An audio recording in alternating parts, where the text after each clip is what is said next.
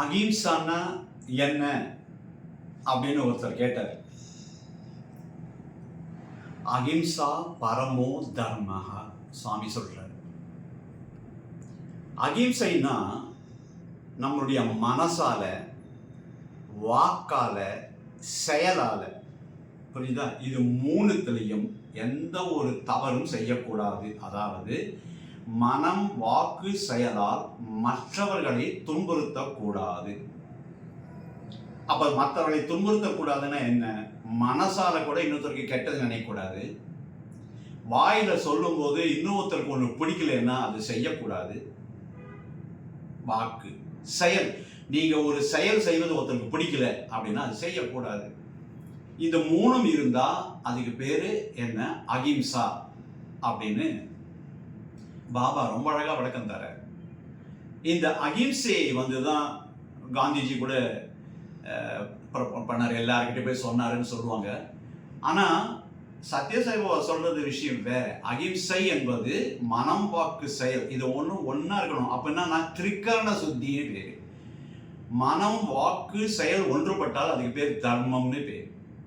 இப்ப மனசுல ஒண்ணு நினைச்சிட்டீங்க, அதை நீங்க செய்யணும்னு போது மனம், வாக்கு, செயலால் அதை சொல்லுவதை அழகா சொல்லணும். நீங்க சொல்ல வந்தது வேற, ஆனா சொன்னது வேறன்னு வரும்போது எதிர்க்க இருக்கவங்களுக்கு அது புரியாது. அப்படியே எதிர்க்க இருக்கவங்க புரிஞ்சுட்டாக்க பிரபஞ்ச சக்திக்கு புரியாது. அதனால உங்க வாழ்க்கையில என்ன சொன்னாலும் மனம், வாக்கு, செயல் ரெண்டும், அந்த மூணு இருக்கு இல்லையா, அந்த மூணு ஒன்னா சேரும் போது தர்மம் ஆகும். ஏன் அது தர்மமான என்ன லாபம்னா, where there is dharma there will be divinity, God will be there. தர்மம் எங்க இருக்கோ அங்க கடவுள் இருந்தே ஆவாரு. ஸோ கடவுளுடைய பிரசன்ஸ் நம்ம கிட்ட இருக்கணும்னா அகிம்சையை ஃபாலோ பண்ணணும். நிறைய பேர் அகிம்சைனா நான் அனிமல்ஸ் எல்லாம் வெட்டக்கூடாது அப்படின்னு, அதுவும் ஒரு அகிம்சை தான். ஏதாவது இன்னொருத்தருக்கு துன்புறுத்தக்கூடாதுன்றதுக்காக செய்யறது. ஏன்னா ஒரு செயலால இன்னொருத்தருக்கு நம்ம துன்புறுத்தம் அப்படின்னு வரும்போது அது கஷ்டப்படும், அதனால அது செய்யக்கூடாது அப்படின்னு சொல்லுவாங்க. ஆனால் சாமி நடைமுறை வாழ்க்கையில, டே டு டே லைஃப்ல மனம், வாக்கு, செயல் ஒன்றுபடுவது ஒன்றுதான் அது அகிம்சை அப்படின்னு. இம்சைனா கஷ்டம் கொடுக்கறது, அஹிம்சைனா கஷ்டம் கொடுக்காம இருக்கிறது. யாருக்கும் எந்த கஷ்டமும் இல்லாமல் இருக்க கத்துக்கணும் முடிந்தவரை. இதுதான் நம்ம சத்யசாயி டிவோட்டிஸ் கிட்ட எல்லார்கிட்டையும் இருக்க வேண்டியது. இதை கேட்குறவங்க தயவு செய்து இது எல்லாரும் உற்றார் உறவினர்கள் எல்லாருக்கும் அனுப்புங்க.